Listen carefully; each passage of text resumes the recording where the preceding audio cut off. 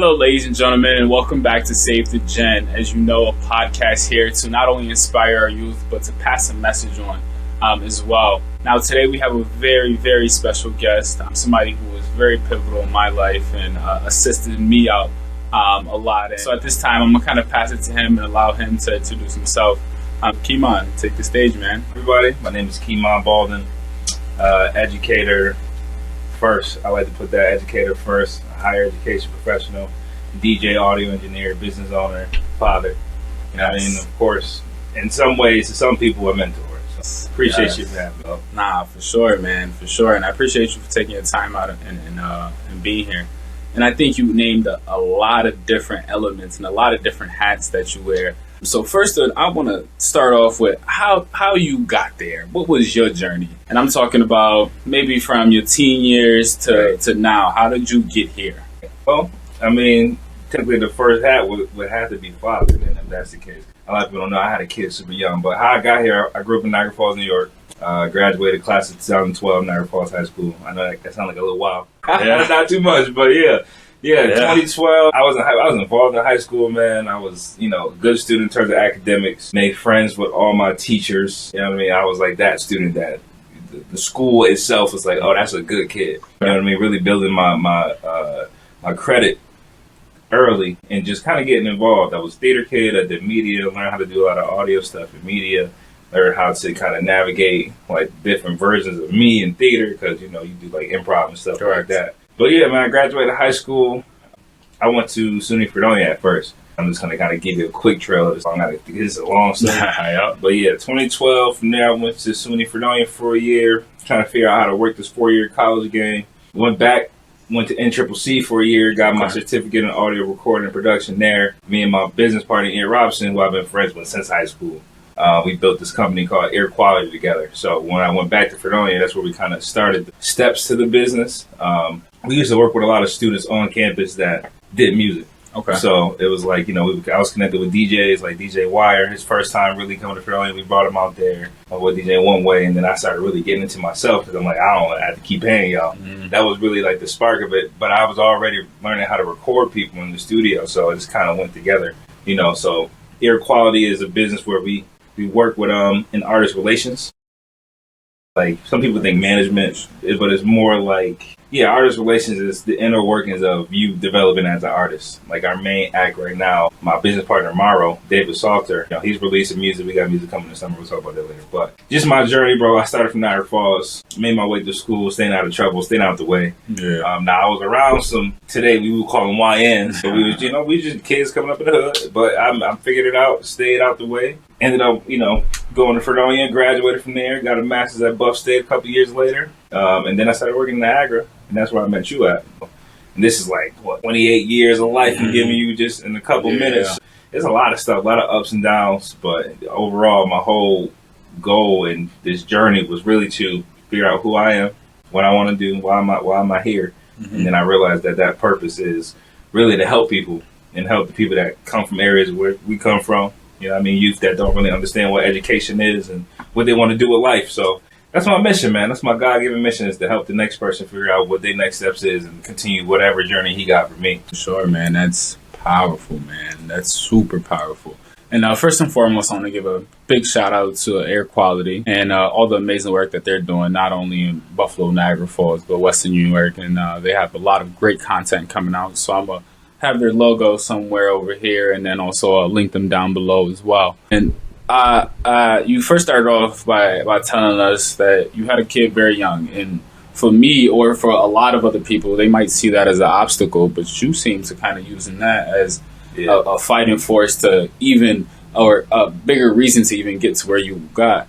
With that, what was your initial reaction, and then what truly fueled your fire in that instant? Because that seemed like the first big occurrence that happened, and then you started really grinding. Yeah, not started really grinding, but life got real. I know what you mean. Yeah, I know what you mean. When I say I was young, bro, like I was, because a lot of youth, especially in underprivileged communities, we go through what they consider as a barrier and what other people might see as a barrier, and it kind of diminishes not only their goals but it diminishes the way they pursue life. What was your outlook, and how did you not allow Christmas Eve, 2009. Now her due date was supposed to be like February. My birthday January 24th, so she came like a month before I was born. That same year, I was also supposed to be turning 16. So technically, I had her when I was 15 years old, 1 month away from my 16th birthday. Wow. But the initial response, well, your immediate response is going to be, oh, shit. Like, it just got real. Correct. So for me, yeah, when I first found out, man, I was coming from a summer job, and I had went in the house. I was the only person home at the time, and I literally sat in the living room and I just stared at the TV for a good 2 hours. I was like, I don't know, I would tell my mom this. I don't know how it's going to go, but in the long run of it all, honestly, it's support. It's if I didn't have the family support, if I didn't have the love from my friends, because there were a lot of people around me like, yo, your life is over. I literally had a person tell me, and I know this guy to this day, bro, your life is over, and he was laughing with it. So I used to take a lot of that stuff to heart, and I used to think about it a lot. But it's really, what are you going to do? That's true. Are you going to fold, or are you going to be? I know what I wasn't going to be. That's true. You know what I mean? Like, what you was going to be. So it's time to turn it on. Like, it was really, that's really what it was. And I had my stepfather at the time, just telling me, like, bro, we got you. Like, you're going to continue to go to school. My real father said that too. You're going to go to college. That was the plan. It's not going to change. You're going to go to college. You're going to finish high school. You're going to do what you got to do. And throughout the entire journey, my family and my friends was there to support me. I had 2 jobs when I went to college. Back home in Niagara Falls. For knowing in Niagara Falls, I would commute and figure out the times. You know what I mean? I'd bring books back home and do what I got to do. So it's definitely what it is. That you do what you got to do. Facts. You know what I mean? Like, it's going to be challenges, but you get challenges every day. And it takes a lot of courage to get yourself together and tell your mom that you're doing that. So how did you build that courage up for you to even go and do that? And then with that courage, how have you utilized that through every rough patch that you've hit thus then? It took me some days to tell her. I'm not gonna lie. I told her in the same living room I was sitting there just looking at the TV, but I had to kind of figure it out because that was one of the things my mom was always like, "Yo, don't bring no kids home." Like, that's one thing, you know what I mean? But as a lot of people as well. So, yeah, of course. A lot of people, But so the courage really just came from. This is what it is, like accepting the fact that you're about to be a dad. There's no hiding that from your mother. You live with your mother. So my stepfather had to set it up for me. Like, I think I went to the movies with my daughter's mom and a couple of friends, and I was like, I'm going to tell her tonight.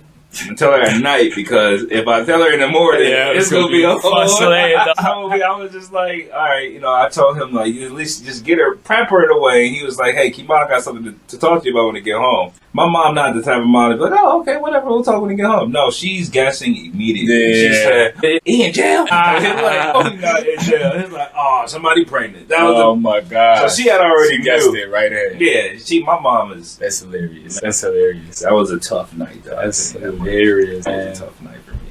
And then when you got to college, how was your adjustment to college? Because you said within high school you were in leadership positions. And really putting yourself out there. Did that carry on to college, or was it a new uncomfortable door for you? Oh, yeah, it was definitely uncomfortable. I was one of the few people in Niagara Falls at that school at that time. And I think from my class specifically, it was me and this one other girl. Her name was like Adelia. We used to sing in chorus together. So our music teacher put us on the fraternity, and that's how we kind of got there. Now, in terms of just figuring it out, and I think I told you this too, when you was at Niagara, like, I had to really figure out how to make friends. Because in my school, I just knew everybody. You come up with people from middle school, you meet some other people from other middle schools. Like, that pipeline is so vivid. Yeah, it's so we all go into one place. Correct. So now you go to a state university where it's people from California here. Why they come from California for I don't know, but everywhere, Italy, Mexico, New York City, like literally all types of. It's like college was like this is what real life looks like. You know what I mean? Because when you from the hood, you kind of in your bubble for so long. You know what I mean? I just heard a quote like the other day, and it was in regards of your goals are only as far as what you've been exposed to. Hello. Until you get exposed to more, your mind will never program you for more. Absolutely. So you gotta put yourself out there to see what's out there, to see the opportunities, to see the possibilities. I think that's a huge aspect, and I think that's something that the Black community sometimes takes for granted, where I have heard somebody waking up at 2-3 o'clock in the afternoon and going to sleep at 3 o'clock in the morning. And I understand if you're doing something, but you're trying to catch opportunities. Opportunities don't happen. No. You get what I'm saying? You ever got a job interview call or after 3, 4 o'clock? No. You get what I'm saying? But like, just think about when the opportunities are around, when the people is looking to give the opportunities to you guys, and you guys not only got to wait to grab them, but you guys got to go out and get them. Right. So I think that's a huge and important aspect. And then That's a chill. facts, facts. And I picked that up from somebody else. I actually think it was Inky Johnson. Inky Johnson speaking it to somebody. Hopefully one day he watching my video. But now transitioning to your professional life, was that something that? What was your first job after college? So And tell us a little bit about that. So yes. I did work for UPS for 2 years. I did try some other things in like sales and stuff like that, but I was kind of discouraged. I'm not gonna lie. After graduating from Fredonia, went to school for 4 years. all these years, what's Did up? all the Like, sacrifice. no, I had to make. I made my own way with the DJ thing because then I remember the audio stuff. Before I graduated, I started really DJing at Fredonia. I was DJing all the parties. I took that and I left Fredonia. I had that. Now, in terms of an actual professional job, I didn't get a real professional job until really after my master's program. In my personal opinion, or during my master's, UPS to me wasn't that. I didn't go to school for this. Yeah, You know what I mean? That's something you could have achieved if you really didn't go to school. Right. So I was delivering packages for like 2 years, and after that 2 years, I realized I'm making good money. Like, I was trying to do that and explore something else. Man, you working there, get the direction. 40, 60 hours. There's people that's been in there for 35 years making, $40 an hour, which is fire. But I'm not going to invest 35 years of my life. It's like 40, 60 hours. Yeah, so I really didn't get into my professional field until about 2 years later. This program at Upstate paid Fellowship. Yeah. I know a lot of graduate paths. But, brother, man, I do not know that one. So please put me into a fellowship. Yeah, so a fellowship is in a way, it's kind of along the lines of an internship, except when you're doing a master's program, you can find a fellowship in a bunch of different lanes. For example, mine was the diversity fellowship that Buff State had did. The year they give this award to a different student every year, and the year prior, it was actually my ex had received it. So she was, I know, it's crazy. And she was pursuing a master's as well in the same school. So I knew about it from her and then my business partner, Ian. So, Now, is there just one fellowship recipient? Like, how does that work? So just from your experience at UB? Or, sorry. you got Buff State, yeah. So, if you're talking about the specific fellowship of the diversity fellowship, it's certain things in the fellowship that they require you to do. Like, you got to be a full-time student at the school, but you also need to meet with this dean and do a specific type of internship with them for at least one semester. So with my dean, I pretty much helped rearrange the curriculum for our entire major, right? So we just took the old one, buy some words, looked at some learning objectives. A fellowship is literally just, we'll give you this money, we'll pay for your degree, you just got to do this for us. So it's like a graduate assistant, per se. Yeah. I know a graduate assistant is more of an internship. And it's there's a lot of them. You know what I'm saying? Yeah. Like, is it that much? Is there that many scholarships, fellowships? No, that one is not as many fellowships as there is like a regular scholarship or a GA. I can't even remember where I found it, but I know if you ask around in your school, again, this goes back to networking and just talking to people and putting yourself out there. If you got something you want to go for, you can talk to these people and say, "Hey, is there a way that you can help me pay for school?" That's exactly what I did. You feel me? Because I wasn't. That's exactly what I did. It's crazy how undergrad you pay. It felt constantly dishing out money. With a master's, it almost felt like they are paying you to become a professional, right? You know what I mean? So that changed the whole trajectory of my life because I didn't know how I was going to pay for it. It's funny. They almost statistically they say it's the opposite way around. Really? That because statistically there's more aid being given on the undergraduate side because the undergraduate side is typically a lot bigger than the graduate side. So typically they say like undergraduate is really where the money come in, and then they kind of funnel them to grad school and things of that nature, because a lot of the undergraduate students end up going to that same grad school. Of course, yep. But kind of just hearing your kind of take on it in a different perspective and a different lens, I think that's important and a good viewpoint to look at it, as I didn't see it that way before. Is what I've been told. Do you get what I'm saying? Yeah. I remember we had that conversation. But I do know that there is a lot of loopholes, a lot of opportunities, especially into there is different graduate programs like City Year, which is another like community-based organization that we have here, where you do service for like a year. And they pay for your grad school. And actually, Canisius has an official partnership with them, but they also work with a lot of different universities and colleges in the area. But truly going back to saying that there's a lot of loopholes for you to get your degree. And no matter what barrier you go through, you should always use that as a driving force, not only to achieve your goal, but surpass your goals. Because if you don't, that means you're really not exposing yourself to much more. Because as soon as you start exposing yourself to more, your goals will definitely get higher and higher. And what was your first role at Niagara, and how did you utilize that experience to kind of set yourself up for that next door you might open?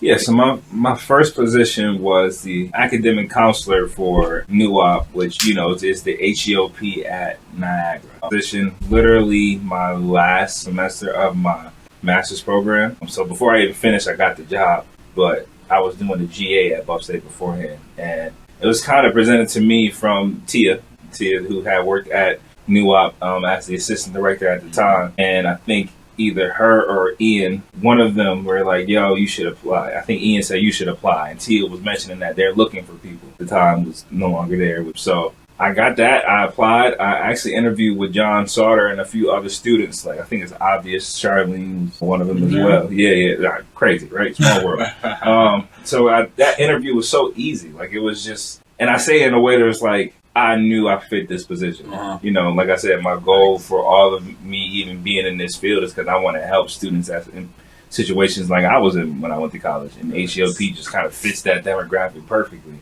So when I was talking to them, John Sauter is actually my professor from one of my grad classes. That's crazy. What a small world. 1, 2, 3. Like, it was as simple as 1, 2, 3. Interview was great. They were like, okay, you can start in September. And that was it. That was that. It was weird at first because I was the only one there for a few months. But, once the year kind of started to come along, it was nothing. I was just doing exactly what I felt like I needed to do, which was help students. And I would say that you had a pretty smooth, on my lens, it would say, like, you had a pretty smooth transition into Niagara. Because I remember, like, one day you weren't there and the next day you were. And keep on just around, chilling with the folks. And so, who are you? Yeah, but you really, like, submerge yourself not only into the NUOP community, but that Niagara Falls community that, you were already involved in. But kind of getting yourself into the higher education spectrum. I think you did that phenomenally, and thank you. A lot of times it's hard. Like, for me, it was a little bit hard to transition, especially into my first professional field. But I kind of felt like I had a pre-professional field at Niagara, and kind of the experiences that I got. And, like, truthfully, a lot of the individuals that are in my positions and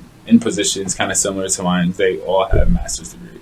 And the reason why I was even able to secure my job was the experience that I had at Niagara. So really going back to networking and how that's not only pivotal for you, but the more you grow, the more exposure that you get, but the more you know that you could take to the table, the more credibility that you have as well. Because that's what I was able to sell, my credibility more than anything. Hello. That more than that degree that I didn't even have at that time. Yeah. Which was crazy. Yeah. You, like, to cut you off, but you one of one, because even today, and I got to tell you this because I feel like I don't get to see you enough to tell you this in person. Every time I visit a school, it's like you were just there. Oh, yeah. Yeah, like, I was going on school visits this past semester, and they'll see the pamphlet because they might not know, but for our pamphlet for our program, Vote was an intern a couple years ago. He remade the flyer, made calendar, like, he helped rearrange the entire program as a student. And so to see you kind of just doing what you're doing at Canisius, and now I'm still in the field, I'm hearing your name in a positive light. I'm like, yo, this guy is different, bro. Like, it's funny too. With no masters. Like, when I went into the school year, there was 2 goals that I wanted to do. One, I wanted to ensure that I was visual. Okay. Not only visual on campus, but visual within the community as well. Two, I wanted to change the trajectory that not only institutions like Canisius, but institutions in general have on more urban. Like, why aren't there more scholarships being given at that urban level? Right. So when I went in there, I tasked them, give me the entire Buffalo Publican Charter, which we've never done before. And, you know, it's also that trust aspect as well that they engulfed me and they trusted me with having the entire Buffalo Publican Charter.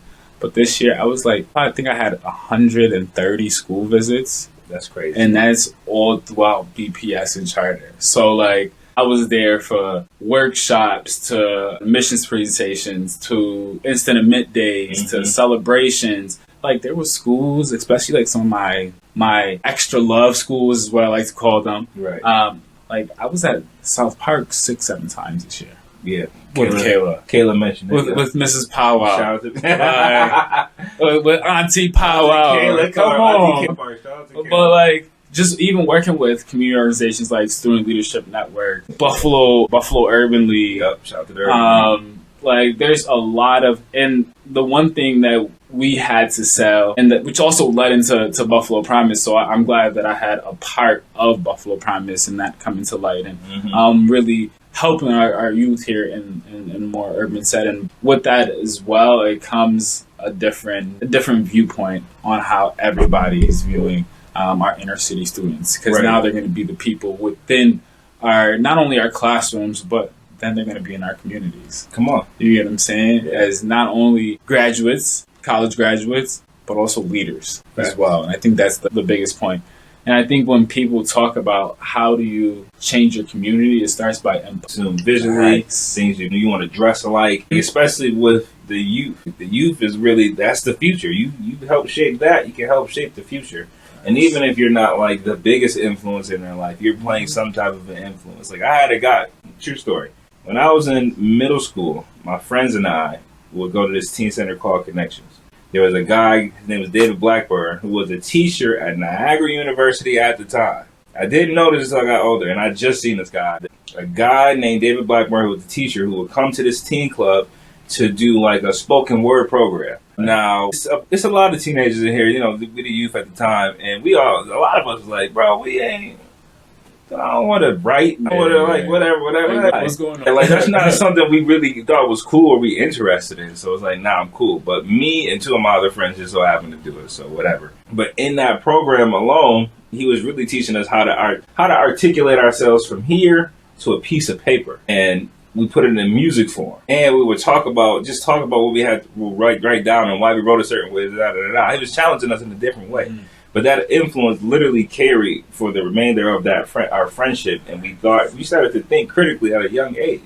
That influence, that's what I'm talking about, feeding the youth. Give these kids something to do that's not just, you know, a baseball, basketball, or a sport-related thing. Like, people need to learn how to think critically. These, in my opinion, these kids or students, they get, as you said, they're not exposed to like everything. They're exposed to certain things. When I don't got a sports scholarship, I don't know how I'm paying for school. I'm into science, but I don't really know what I can do with that field, so I'm kind of just going to leave it alone. I'm going to go with doing hair or something. I'm into science, but none of my friends think it's cool, so I'm not going that direction. And none of my other friends are doing it, so I'm not going to do it. And you don't have family members that are involved. So that's you don't know. That's another big one. It takes a village. It does, and I think like I can even think about just a summer program alone and how many people are involved in making that summer program come to life, from the Packard Court that helps out to, I remember even like my year, we had a bunch of guests come in, kind of speak about their stories, a lot of alumni. Like, a lot goes into that summer program. Thanks. You get what I'm saying? Other than just the features or people that you see on the outside, on the inside, external. Like, you're exposed to so much within that one summer, from volunteer opportunities to academic opportunities to, man, let's just sit down and kick it opportunities. And I think just even that little bit of exposure really, I know at least for me, got me excited for what was to come next.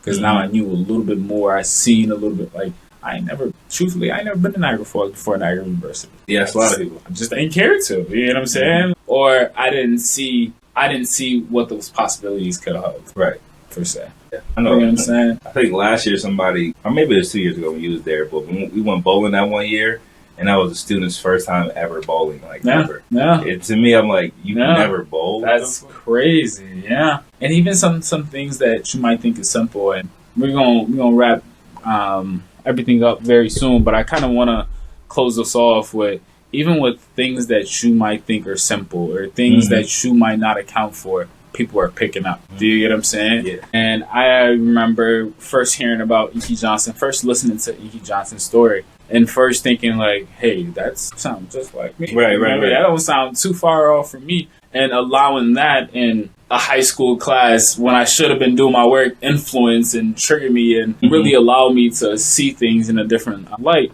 But also within that, I learned the influence that I had on other people, because I was once the knucklehead, and I seen what I was doing, and then I stopped, and then I seen what happened. Like, everybody's paying attention, doing their work, things of that nature. While, okay, I start off a quick conversation with him, and he might not even be involved, but now he listening to my conversation, somebody else talking to him now, and things that like, it's a ripple effect of what you do on other people, whether it's small or big. You get what I'm saying? That's a fact. And that's something that I value, everything I learned from anybody and everybody, just because you can never stop growing. Ever. And you can never stop learning. So with that, I just want to conclude us off with just a piece of advice that you would leave off to our youth, something that you want the youth to pick up and take with them, something that is truly inspiring. Yeah. So leave us off, Kiman. Yeah. Okay. I'm a freestyle something. Well, first, one of the quotes it's a couple quotes I like to live by, and I feel like I shared these with you years ago too, where the first one is, you got to be the change you want to see. You can be the kid in the hood, you can be a kid in the burbs, you can be whatever kid from whatever location. You got to start with you and be the change you want to see. If you see yourself as being one of those blue-collar professionals, start dressing like it. Start researching. I think a lot of the things for the youth that we tend to miss because we want instant gratification is, you got to be the worker before the boss. Sometimes, like, you literally got to learn how to crawl before you start to run, and as we talked about earlier. I'm picking that up. And the last thing I really kind of ties in with, and I say this to my students every year, bro, like, if you fail to plan, you are planning to fail. If you fail to plan, you are planning to fail. And that goes back into that whole research thing, which you don't have to have it figured out today, but you have to make the effort to figure out where you're trying to go tomorrow. Because tomorrow's going to come like this. And I speak to all my people that love to play video games. You know, my brother is one of those. I like to play games too.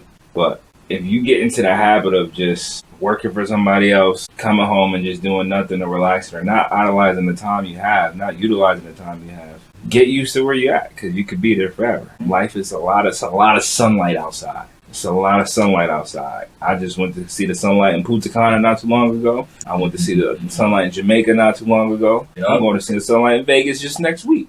Utilize your time, because tomorrow's not promised. Always love the people around you. Love your family, no matter how the circle. And most of all, love God. Look and understand what God is and what it is to you, and love yourself. And I love you too, but dog, he used to be my intern at a point in time. He's a grown ass man now. Like, this is professional. He stepped into his bag. He got a podcast, you know what I mean? So I had to come show love to you, bro. No, man, and I want to say from the bottom of my heart, I appreciate it. Not only everything you do for the youth and the everybody in the community, but just the person that you are and how that's rubbing off on other people as well. So keep being yourself and keep living life high. But all right, thanks you guys, everybody, and thank you for sharing your time with us, and save the gen out. Thank you.